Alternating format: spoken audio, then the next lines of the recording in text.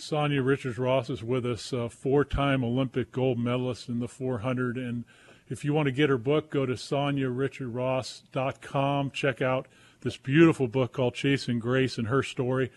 What makes someone like yourself want to run a grueling race like the 400 and make that your life's mission? I don't know, Roman. But I can tell you one thing. Running always came natural to me. And I think whenever you're doing something that you feel like is really a gift, you do feel closer to God. So for me, whenever I was out at training and practicing and running, I always felt like I was doing what I was born to do. And many times I felt like that's when I had my most revealing moments, worship moments, and my prayerful moments were on the track. But in the first chapter of the book, I think it's actually the introduction, I actually say, I did not choose the 400. The 400 chose me.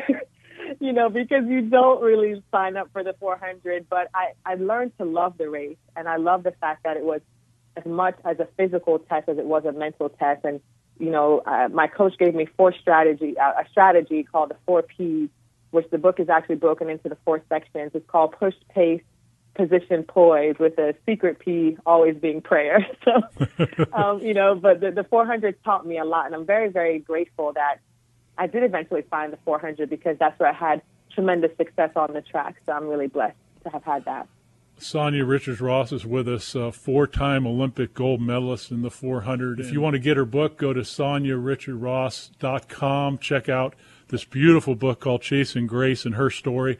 Or you can check her out on Twitter at Sonia Richie Ross on Twitter, or you can go to Barnes & Noble or Amazon.com. And Sonia, one of the things that many people out there talk about in their life is going after their dreams and goals. I know I do a junior high and high school program called Sold Out, where we teach kids about, never giving up on their dreams and goals and going for those and setting up high their expectations.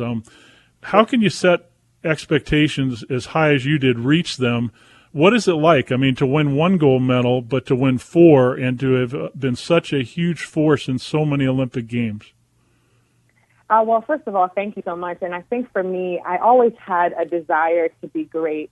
And I think that was innate. As a young person, I always thought that I could do great things. But that was also for sure nurtured by having an amazing family and tremendous support from my mom and dad and my sister, who came to every track meet and encouraged me along the way.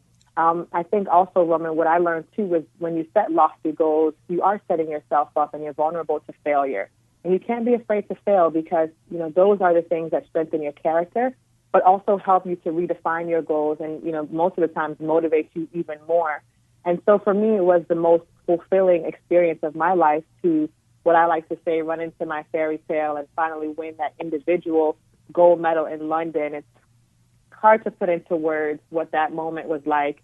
It was made even more special because my entire family was there and I got to share it with them. But, it's an amazing thing when you set a goal for your life, work really hard, go through the ups and downs, and then actually accomplish it. It's incredible.